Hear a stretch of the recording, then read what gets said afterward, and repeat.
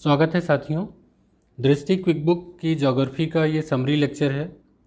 अभी तक आपने देखा कि प्राचीन इतिहास का लगभग सारे जो लेक्चर हैं वो कंप्लीट हो चुके हैं चैप्टर वाइज। जो हम लोग इंडियन ज्योग्राफी है उसको कंटिन्यू कर रहे हैं, कई लेक्चर्स अपलोड हो चुके हैं।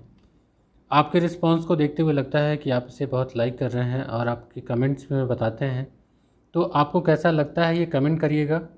यहाँ पर मैं इन चीज़ों को हाईलाइट करता हूँ, अंडरलाइन करता हूँ। बहुत सारे इंपॉर्टेंट फैक्ट्स हैं जो आपके पढ़ने की नज़र से छूट जाते हैं, हम उनको डिस्कस करते हैं। तो एक अलग तरीके से इस दृष्टि क्विक बुक को पढ़ते हैं। एक अच्छी बुक है जो आपको कॉम्पैक्ट साइज़ में मिलती है, कम समय में आपको एग्ज़ाम के लिए रिवाइज़ करा देती है। तो बहुत अच्छी बुक है, बुक आप इसको लेके पढ़ सकते हैं। मैं इसको यहाँ से थोड़ा सा आपको हिंट दूंगा जिससे कि आप इसको और अच्छे से प्रिपेयर कर पाएँ। तो शुरू करते हैं। आज का जो चैप्टर है अपवाह तंत्र, इसको भी 2 या 3 भाग में करके पढ़ेंगे क्योंकि बड़ा चैप्टर है, इंपॉर्टेंट है और क्वेश्चंस बहुत आते हैं। ठीक है, तो कुछ डेफिनेशंस पे पहले बात करेंगे कि अपवाह तंत्र क्या है। तो अगर सहायक नदियों का एकीकृत तंत्र देखें, जो पूरे एरिया का पानी जल एकत्रित होकर के एक दिशा में बह के जाता है, उसे कहेंगे अपवाह तंत्र। एक तंत्र डेवलप होता है। तो ड्रेनेज ये हो गया सिस्टम, इसमें एक होता है ड्रेनेज बेसिन। तो बेसिन क्या है?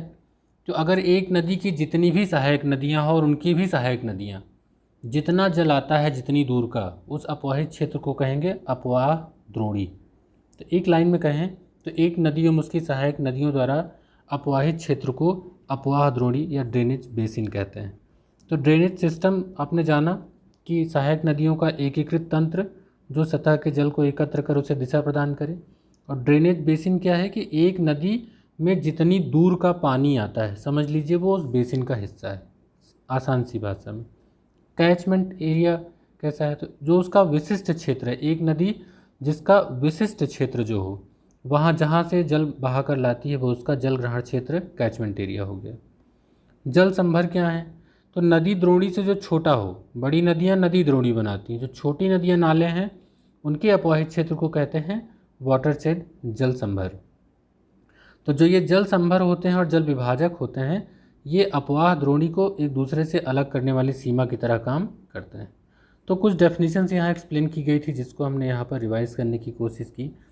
जो ड्रेनेज पैटर्न है, कौन सा प्रतिरूप है, मतलब उनका ऊपर से देखने पे आकार कैसा लगता है, वो कैसे हैं, तो उनके अभी यहाँ पर देखने को मिलेंगे। कई फिगर यहाँ पर दिए गए हैं। इससे पहले जान लेते हैं कि जो अपवाह है वो किन कारकों पर निर्भर करता है, विकल्प में आपसे पूछा जा सकता है। तो आप जानते हैं कि इसमें भूवैज्ञानिक समयावधि, चट्टानों की प्रकृति एवं संरचना, स्थलाकृति, ढाल प्रवणता, जल की मात्रा, बहाव की अवधि, ये सभी आते हैं। तो विकल्प में हो सकता है आप इनको टिक करें, लेकिन भूवैज्ञानिक समयावधि को भूल जाएं तो इसको भूलिएगा नहीं, ये भी इसके कारक में है। जो पैटर्न है ना, इनके आप हिंदी नाम के साथ इंग्लिश नाम भी थोड़ा सा याद रखिएगा।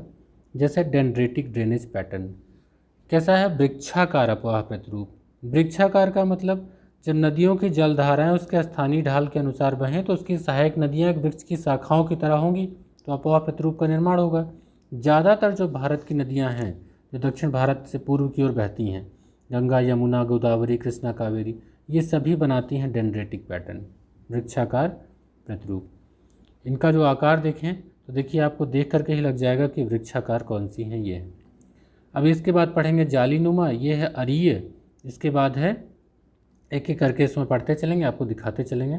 ठीक है, देखते हैं अगला। जालीनुमा अपवाह प्रतिरूप, ट्रेलिस ड्रेनेज पैटर्न।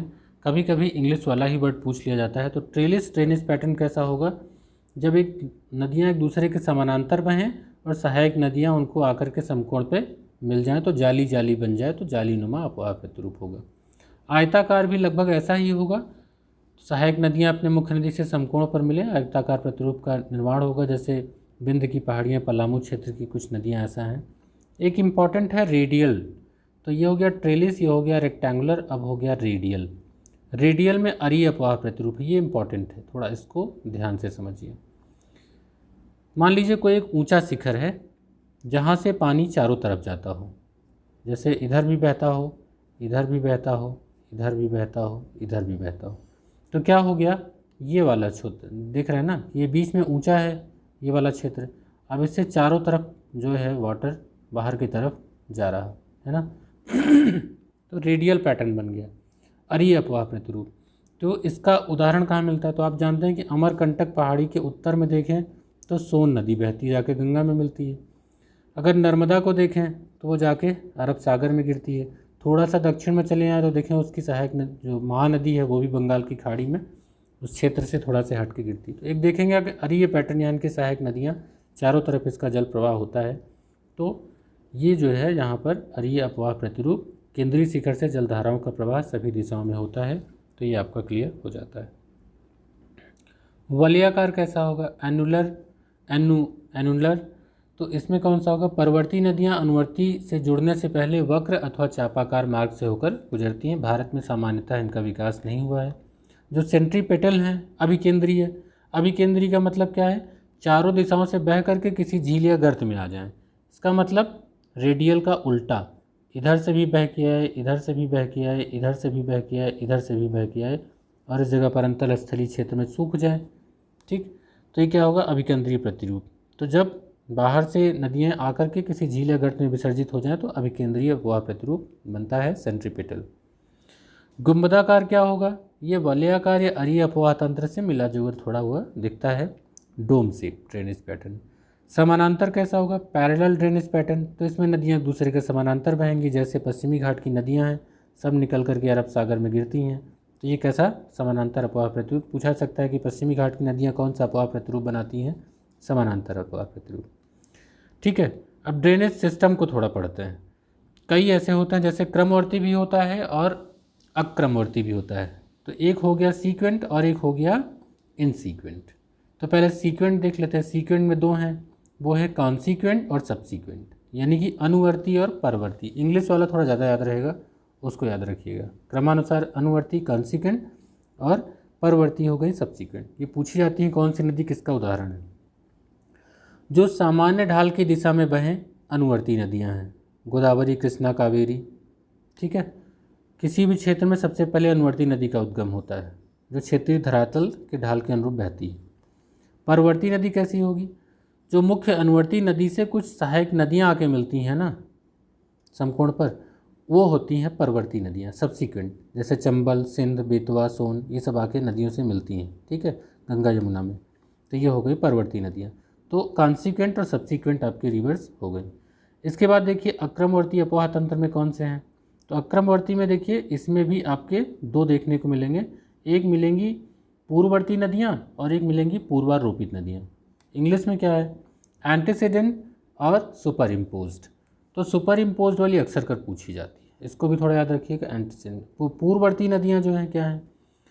देखिए पूर्ववर्ती नदियों में सिंधु, ब्रह्मपुत्र, सतलज है। अब आप पहचान गए होंगे कि इनका हिमालय के विकास के पहले ही ये बहती थीं और उन्होंने गहरे खड्ड का निर्माण किया है गाज का, यानी कि जैसे जैसे हिमालय उठता गया वैसे वैसे इन्होंने घाटियों को गहरा किया और गहरा करते करते आज भी ये बह रही हैं, हिमालय के दूसरे पार से निकल करके पार करके चली आती हैं। तो ये पूर्ववर्ती नदियाँ हैं। तो लिखा गया है नदियाँ जो हिमालय निर्माण के पहले से बहती थीं अपनी धाराओं की दिशा में उत्थित स्थलों जैसे पर्वतों को काटकर गार्ज अथवा महाखंड बनाकर प्रवाहित होती हैं, पूर्ववर्ती नदियाँ कहलाती हैं। एग्जाम्पल कौन से हैं? सिंधु, ब्रह्मपुत्र, सतलज। जो पूर्वारोपित नदियाँ हैं सुपर इम्पोज्ड, ये स्थल खंड के ढाल का अनुसरण नहीं करती। जैसे स्वर्ण रेखा को आप देखें, वहाँ पर ऊंचाई है लेकिन वो बंगाल की खाड़ी में जाके गिरती है। सोन को देखें, प्रायद्वीपीय पठार है, वो भी उल्टा बहती है, आती है गंगा में।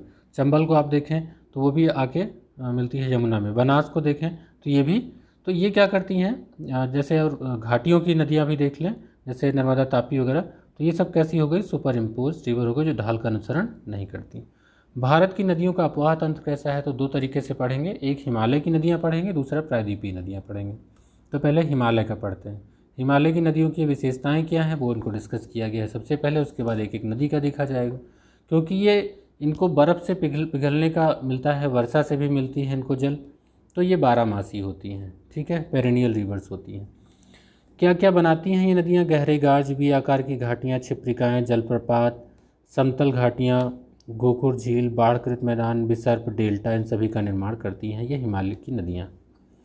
3 प्रमुख नदी तंत्र देखने को मिलते हैं, सिंधु नदी तंत्र, गंगा नदी तंत्र और ब्रह्मपुत्र नदी तंत्र।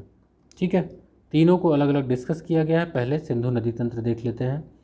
सिंधु का जो है, इसमें सिंधु आती हैं और इनके 5 नदियाँ हैं, इनको भी अलग अलग पढ़ना होगा। तो उन पांचों नदियों के नाम अगर आप देख लेंगे तो पंचनद के नाम से जाना जाता है, जिसमें आपका हो जाएगा झेलम, चिनाब, रावी, ब्यास, सतलज। तो इनका भी अलग से यहाँ पर दिया हुआ है। तो पहले सिंधु का पढ़ते हैं। सिंधु का उद्गम कहाँ है? तिब्बत में कैलाश पर्वत श्रेणी में बोखरचू के निकट हिमनद से होता है। तो बहुत टिक करने की ज़रूरत नहीं है, अंडरलाइन कर रखा है, आपको समझ में आ रहा होगा। इसे तिब्बत में सिंगी खम्बान या शेरमुख कहते हैं। उद्गम से निकलने के पश्चात लद्दाख एवं जास्कर श्रेणियों के बीच या उत्तर पश्चिम दिशा में प्रवाहित होती है। तो याद रखेंगे ये लद्दाख और जास्कर श्रेणियों के बीच। भारत में कहाँ प्रवेश करती है? दमचूक में। उसके बाद ये पाकिस्तान में कहाँ प्रवेश करती है? तो दर्दिस्तान में चिल्लड़ के निकट पाकिस्तान में प्रवेश करती है। इसकी कुल लंबाई देखें तो 2880 है, 2880, जबकि भारत में देखें तो 1114 यानी कि 1114 किलोमीटर है भारत में इसकी लंबाई। तो ये भी इम्पॉर्टेंट है, ये भी इम्पॉर्टेंट है। सहायक नदियाँ देख लेते हैं। तो श्योक, गिलगित, सिगार, काबुल, जास्कर। पंचनद का मतलब झेलम, चिनाब, रावी, ब्यास, सतलज मिलेगी आपका। इसके अलावा दाहिने तट पर मिलने वाली कुछ और सहायक नदियाँ जैसे कुर्रम, तोची, गोमल, बिवोआ, संगर, तो ये सभी सुलेमान पर्वत श्रेणी से निकल करके आके सिंधु में मिल जाती हैं। पंचनद नदियाँ जो हैं आपस में मिल करके पाकिस्तान में मीथन कोट के पास में सिंधु नदी से मिल जाती हैं। मीथन कोट जो है आपका ये है जो पाकिस्तान के क्षेत्र में आता है। नदियों को आप यहाँ मैप पर देख भी सकते हैं। जो ये सिंधु की सहायक नदियाँ हैं तो ये आपकी हो गई सिंधु, ये हो गई झेलम, झेलम के बाद ये हो गई चिनाब, चिनाब के बाद ये हो गई रावी, रावी के बाद ये हो गई ब्यास, और उसके बाद ये हो गई सतलज। ये मीठन कोट के पास मिलती है और सिंधु आके अरब सागर में गिरती है। ठीक है, तो ये मैप भी यहाँ डिस्कस किया गया है। सिंधु नदी से जो विशेष तथ्य हैं उनको देखते हैं। तो इसकी लंबाई आपने देखी ली। भारत में केवल लद्दाख में ये प्रवाहित होती है। इसके दाएं तट पर है लेह। ठीक, तो लेह किसके किनारे है? सिंधु नदी के दाएं तट पर। जो सिंधु नदी जल समझौता हुआ है पाकिस्तान के तहत, इसके अनुसार जो इसकी उत्तर की 3 नदियां हैं, थोड़ा इसको समझ लेते हैं। इसकी जो उत्तर की 3 नदियां हैं वो उनके जल का उपयोग पाकिस्तान करता है। कौन कौन सी? सिंधु, झेलम और चिनाब। ये 3 का पानी कौन लेता है? पूरा पाकिस्तान लेता है, पाक। जो दक्षिण की 3 हैं, रावी, ब्यास, सतलज, इनके जल का उपयोग भारत करता है, इंडिया। जो कुछ इनका चूँकि भारत में भी प्रवाहित होता है, तो जो सिंधु का है ये इनका लगभग 20% ही भारत को प्रयोग करने की अनुमति है। तो यही यहाँ पर लिखा है कि भारत इसके विसर्जन क्षमता का लगभग 20% ही भाग उपयोग कर सकता है। सिंधु नदी जल समझौता जो 1960 में हुआ था, काफ़ी चर्चा में रहता है। अब इसकी सहायक नदियों को देखते हैं। झेलम नदी, झेलम कहाँ है आपने इसमें देख ही लिया। तो इसका उद्गम पीर पंजाल गिरपद में बेरीनाग के निकट शेषनाग झील से होता है। वुलर झील होते हुए पाकिस्तान में झांग के निकट चिनाब नदी से मिलती है। ज़्यादातर नदियाँ देखेंगे आप चिनाब में जाके मिलती हैं। श्रीनगर के पास ये विसर्प का निर्माण करती है। उत्तर भारत की हिमालय की नदियाँ और पर्वतीय क्षेत्र में विसर्प का निर्माण इम्पॉर्टेंट है, झेलम नदी करती है। पाकिस्तान में प्रवेश करने के पहले एक गहरी घाटी बनाती है जिसे बासमंगल के नाम से जाना जाता है। चिनाब से मिलने के पहले पाकिस्तान में एक मंगला डैम बना हुआ है। अगर जम्मू कश्मीर में बात करें तो मुजफ्फराबाद से मीरपुर तक ये भारत पाकिस्तान सीमा रेखा से होकर बहती है।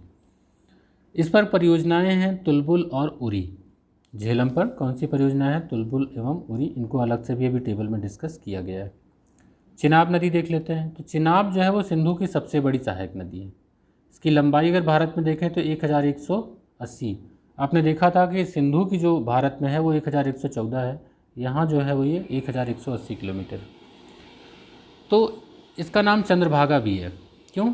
क्योंकि 12 लाचाला दर्रे के दोनों ओर से निकलने वाली चंद्र और भागा नामक नदियाँ जो हैं वो तांडी में मिलती हैं और चिनाब नदी का निर्माण करती हैं।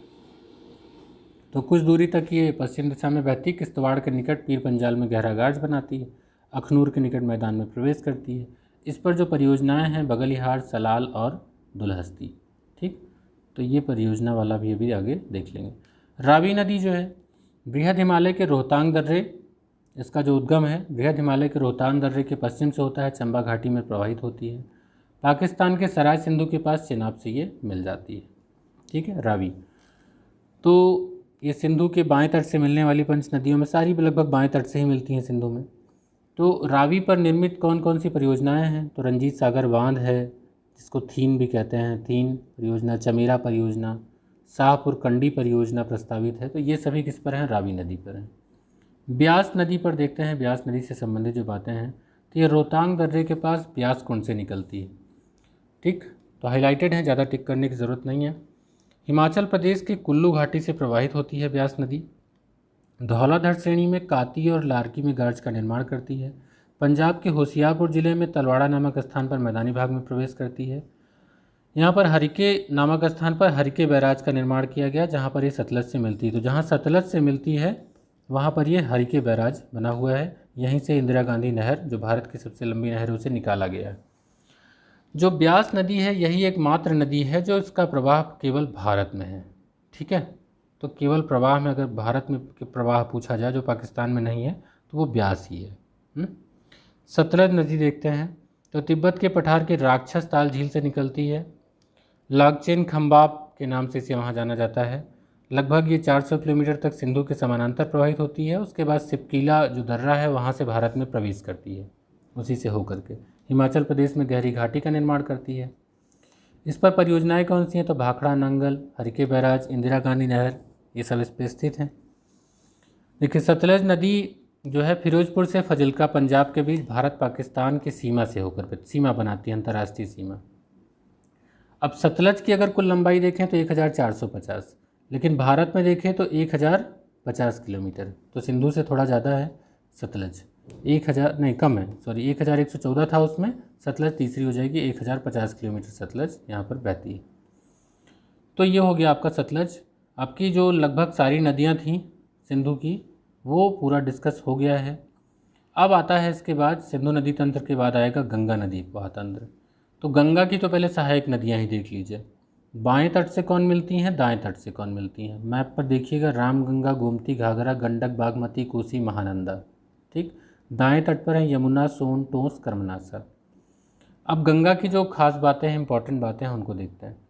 तो सतोपथ हिमानी से निकली अलकनंदा और गोमुख के निकट से निकली गंगोत्री, हिमनद से निकली भागीरथी, ये दोनों मिलती हैं देवप्रयाग में, तभी संयुक्त रूप से गंगा कहलाती हैं। तो अलकनंदा और भागीरथी मिलके देवप्रयाग में कहलाती हैं गंगा।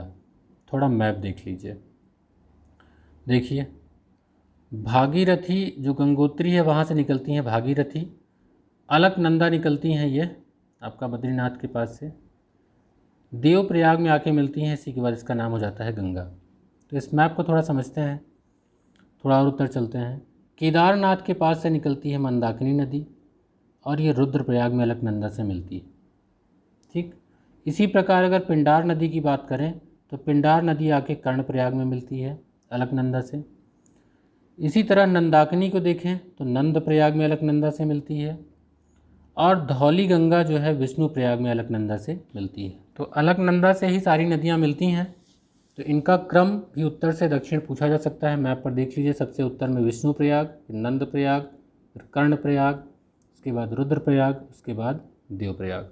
तो ये पांचों प्रयाग पूछे जाते हैं। इनका एक अभी टेबल भी दिया गया है, इसको आप वहाँ पर देखिएगा जिससे आपको अच्छे से याद हो जाएगा। तो यही चीज़ यहाँ पर डिस्कस किया गया है जिसको मैंने आपको समझा दिया। आइए आगे चलते हैं। ये है आपका वो टेबल विष्णु प्रयाग। अब देखिए अलकनंदा सब में है तो थोड़ा कन्फ्यूज़न कम हो गया। ठीक है, अब इसमें विष्णु प्रयाग धौली गंगा, विष्णु प्रयाग में धौली गंगा अलकनंदा से मिलती है, कर्ण प्रयाग में पिंडार आके मिलती है, रुद्र प्रयाग में मंदाकिनी आके मिलती है, देव प्रयाग में भागीरथी आके मिलती है। ठीक है, नंदाकिनी है वो नंद प्रयाग में मिलती है। अब इसकी इंपॉर्टेंट बातें थोड़ा और देख लेते हैं। गंगा पूर्व दिशा में पश्चिम बंगाल के फरक्का के बाद ये जो बैठती है यहाँ दो धाराओं में बढ़ जाती है। एक धारा कहलाती है हुगली और एक धारा कहलाती है भागीरथी। तो हुगली चली जाती है अपना बंगाल की खाड़ी में, और जो भागीरथी है वो बांग्लादेश में प्रवेश करती है। तो बांग्लादेश में इसका नाम हो जाएगा पद्मा, पद्मा के बाद ये मेघना, मेघना नाम से बंगाल की खाड़ी में गिर जाएगी। गंगा के दाएं बाएं दोनों तटों से अनेक सहायक नदियाँ आकर मिलती हैं। यमुना इसकी सबसे बड़ी सहायक नदी है। जो बंदरपूंछ चोटी से यमुनोत्री हिमनद से यमुना निकलती है, प्रयागराज में गंगा के दाएं तट से आके मिलती है। सोन भी गंगा के दाएं तट से मिलती है। जो यमुना की सहायक नदी हैं तो चंबल, सिंध, बेतवा, केन, ये यमुना के दाएं तट की प्रमुख सहायक नदियाँ हैं। ठीक है, कौन कौन सी? चंबल, सिंध, बेतवा, केन। चंबल की सहायक नदियों में अगर देख लें, जो इसकी सहायक थी यमुना की, तो चंबल की सहायक नदियाँ हैं बनास, काली सिंध, कुनु। अब जो ये बनास है इसकी सहायक नदियाँ देख लें तो खारी और धुंध। ठीक। कोसी जो है वो गंगा के बाएं तट से मिलती है। थोड़ा मैप पर इसको देखिएगा। बिहार का इसे शोक कहते हैं। गोमती, घाघरा, गंडक आदि गंगा के बाएं तट मिलने वाली अन्य सहायक नदियां हैं। जो दामोदर है वो हुगली के दाएं तट की प्रमुख नदी है। बंगाल का शोक कहते हैं इसे। गंगा नदी पर ही राष्ट्रीय जलमार्ग संख्या 1 प्रयागराज से हल्दिया तक स्थित है। अब बहुत कन्फ्यूज़न हो गया ना, कौन कौन सी नदियां हैं, कितना याद करें, तो परेशान मत होइए। मेरा खुद का पढ़ाया हुआ अपना लेक्चर है पूरा, उसका यहाँ आई बटन में मैंने उसको जो आई बटन मैंने यहाँ पर दिया हुआ है, यहाँ पर आप क्लिक करिएगा। ये वीडियो यहाँ जाके देखिएगा। आपको पूरा मैप पे डिस्कस किया गया है कि किसकी ट्रिब्यूटरी कौन सी हैं, और वहाँ पर अच्छे से आपको याद भी हो जाएगा किसकी सहायक नदी, तो आपको दाएं बाएं में ज़्यादा दिक्कत नहीं होगी। ठीक है, तो आप उसको ज़रूर पढ़िएगा। गंगा नदी पर ही राष्ट्रीय जलमार्ग संख्या 1 बना हुआ है, जो प्रयागराज से हल्दिया तक स्थित है। गंगा नदी से संबंधित कुछ विशेष तथ्य यहाँ डिस्कस किए गए हैं। इसकी लंबाई 25 किलोमीटर, 2525 किलोमीटर। सबसे बड़ा अफवाह है। राष्ट्रीय नदी का इसको दर्जा दिया गया 2008 में। 2017 में उत्तराखंड उच्च न्यायालय ने इसको जीवित मानव का दर्जा दे दिया। इसके किनारे कानपुर बड़ा शहर है। इसके नाम जो होते हैं, तो देखिए गंगा आप जानते ही हैं, हुगली भागीरथी जो है पश्चिम बंगाल में जब 2 भाग में बंटती है तो हुगली चली जाती है, वितरिका बन जाती है, और भागीरथी बांग्लादेश में चली जाती है। बांग्लादेश में प्रवेश करने के बाद इसका नाम बनता है पद्मा, और जब पद्मा जो है ब्रह्मपुत्र से मिल जाती है तो उसका नाम हो जाता है मेघना। मेघना के नाम से विसर्जित हो जाती है। गंगा की खास बात और यमुना की खास बात क्या है?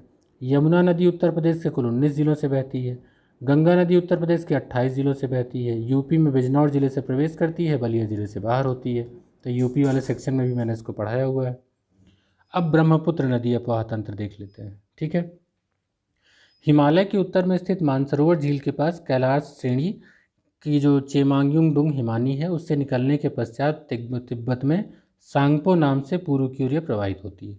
तिब्बत में सांगपो इसके दाहिने तट की प्रमुख नदी है। ठीक है, मध्य हिमालय को काटती हुई यांग्याप दर्रे से ये अंदर प्रवेश करती है, जहाँ इसका नाम होता है सियांग या दिहांग। बाद में जब दिबांग और लोहित इससे मिलती हैं तो इसका नाम हो जाता है ब्रह्मपुत्र।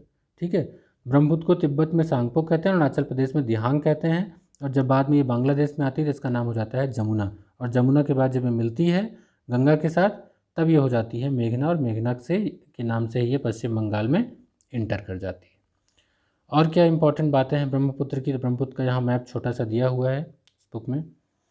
इस सुंदरबन डेल्टा वही बनाती गंगा के साथ मिलकर के। इसमें राष्ट्रीय जलमार्ग संख्या 2 है, जो सादिया से धुबरी तक है। माजुली द्वीप इसमें है। जो इसकी सहायक नदियां हैं इनको देख लेते हैं। इनका क्रम भी अच्छे से दिया हुआ है कि दाएं तट की, बाएं तट की, और इनका क्रम भी अच्छे से दिया हुआ है पूरब से पश्चिम की ओर। सुबनसिरी, कामेंग, मानस, अमो, संकोच, तीस्ता इसके दाएं तट की नदियां हैं। दाएं तट का मतलब इधर से, ठीक है, जो उत्तर से आ रही हैं। बाएं तट से जो नदियां हैं उनमें दिबांग, लोहित, धनसिरी, कपिली, मेघना, बराक इसके बाएं तट की नदियां। जो इसकी बराक नदी है ना, वो मणिपुर की पहाड़ियों से निकलती है। ठीक है, और मेघना की जो सहायक नदियां हैं वो है माकू, तरंग, तुईवई, जिरी, सोनाई, रुकनी, काथल, बहुत ज़्यादा है, ज़्यादा पढ़ने की ज़रूरत नहीं है। लोहित नदी को कहते हैं खूनी नदी, यहाँ पर डिस्कस किया गया है। अगर भारत में प्रमुख नदी द्रोणी की बात करें तो सबसे बड़ी जो नदी द्रोणी है वो गंगा की है, उसके बाद सिंधु, फिर गोदावरी, कृष्णा, ब्रह्मपुत्र, महानदी। तो ये आपसे क्रम एग्जाम में पूछा जा सकता है, जो यहाँ डिस्कस किया गया है। जो संबंधित परियोजनाएं हैं उनको देख लेते हैं। हिमालय नदी पर संबंधित परियोजनाएं हैं तो भाखड़ा नांगल परियोजना है सतलज नदी पर। ये 4 राज्यों में है, हिमाचल प्रदेश, पंजाब, हरियाणा, राजस्थान संबंधित राज्य हैं इससे। इंदिरा गांधी परियोजना सतलज और ब्यास नदी पर है, पंजाब, हरियाणा, राजस्थान में है। पोंग परियोजना ब्यास नदी की है, ये हिमाचल प्रदेश में स्थित है। अब इसके बाद देखते हैं चमेरा परियोजना। तो चमेरा और थीन या रंजीत सागर बांध, तो चमेरा और थीन जो है ये रावी नदी पर हैं। चमेरा जो है हिमाचल प्रदेश में है, थीन परियोजना पंजाब, जम्मू कश्मीर की परियोजना है। सतलज नदी के देखेंगे आप, नाथपा झाकरी परियोजना है। नाथपा झाकरी परियोजना सतलज नदी की हिमाचल प्रदेश में है। चिनाब की यहाँ पर 3 दी हुई हैं, सलाल, बगलिहार, दुलहस्ती। तो इनको तीनों को, सलाल, बगलिहार, दुलहस्ती, चिनाब की हैं, जम्मू कश्मीर में स्थित हैं। चिनाब जो है सबसे लंबी सहायक नदी है। झेलम की देख लेते हैं, तुलबुल और उरी, ये झेलम की सहायक नदी है, जम्मू कश्मीर ये भी स्थित है। इसके बाद आता है टिहरी परियोजना, भिलंगाना नदी। तो भिलंगना और भागीरथी नदी पर है, ये उत्तराखंड में स्थित है। ठीक है, जो टिहरी डैम बना हुआ है। रामगंगा परियोजना रामगंगा नदी पर उत्तराखंड में है। उत्तराखंड नेपाल में कौन सी है, तो टनकपुर परियोजना है। काली शारदा नदी जो आपके यूपी से ठीक ऊपर देखेंगे तो उत्तराखंड, ये नेपाल है, ये उत्तराखंड है, तो यहीं पर पास में टनकपुर पड़ता है, मैप पर देखिएगा मिल जाएगा। गंडक नदी परियोजना गंडक नदी पर उत्तर प्रदेश, बिहार, नेपाल, ये 3 राज्य पूछे जाते हैं कि इसमें यूपी है, बिहार है, साथ में एक नेपाल देश है। ठीक, बिहार और नेपाल की संयुक्त है कोसी परियोजना। उत्तर प्रदेश की है रिहंद परियोजना रिहंद नदी पर। उत्तर प्रदेश, मध्य प्रदेश और बिहार की परियोजना है बाणसागर परियोजना, ये सोन नदी पर स्थित है, ये इंपॉर्टेंट है। इसके बाद है माता टीला परियोजना। तो माता टीला, माता बेटवा, तो माता के बेटवा, बेतवा नदी पर मध्य प्रदेश, उत्तर प्रदेश, एमपी, यूपी की है परियोजना। एमपी की राजस्थान के साथ परियोजना, एमपी राजस्थान की है चंबल परियोजना। भाई एमपी से प्रयोग राजस्थान और एमपी में ही बहती ही है। झारखंड पश्चिम बंगाल की है दामोदर घाटी परियोजना, ये वहाँ बहती है। मयूराक्षी नदी पर मयूराक्षी परियोजना है झारखंड पश्चिम बंगाल की। फरक्का परियोजना आपने पढ़ा है, गंगा नदी पर पश्चिम बंगाल में स्थित है। इसके बाद 2 नदियों में बढ़ जाती है, एक हो जाती है हुगली, दूसरा हो जाता है भागीरथी, वो बढ़ करके वहाँ चली जाती है, बाद में बन जाती है जो मेघना नाम से प्रवाहित होती है, जमुना मेघना नाम से। इसके बाद आता है गांधी सागर परियोजना, चंबल नदी पर है मध्य प्रदेश में। जवाहर सागर परियोजना, चंबल नदी राजस्थान में। इसके बाद कोल डैम परियोजना है, कोलदाम लिखा हुआ है, ये सतलज नदी पर है, हिमाचल प्रदेश में। तो आपने नाथपा झाकरी भी देखा था, ये कोल डैम भी है, सतलज नदी हिमाचल प्रदेश में है। मंडी परियोजना भी ब्यास नदी पर हिमाचल प्रदेश में है। ठीक, कामेंग जल विद्युत परियोजना कामेंग नदी पर अरुणाचल प्रदेश में है, अरुणाचल याद रखिएगा, अरुणाचल में है कामेंग। तिपाईमुख जल विद्युत परियोजना है बराक और तुईवाई नदी पर, ये मणिपुर में स्थित है, इंपॉर्टेंट है। तिलैया परियोजना बराकर नदी पर है, झारखंड में है, तो ये भी इंपॉर्टेंट है, इसको भी आप याद रखिएगा। इसके बाद आएगा प्रायद्वीपीय नदियों का अपोहा तंत्र, तो इसको हम लोग अपने अगले लेक्चर में पढ़ेंगे। उसके बाद इसमें और भी हैं फैक्ट जो अंतर पूछा गया है दोनों में, प्रमुख नदियाँ उनसे संबंधित तथ्य डिस्कस किए गए हैं, उनको भी हम लोग इसमें पढ़ेंगे।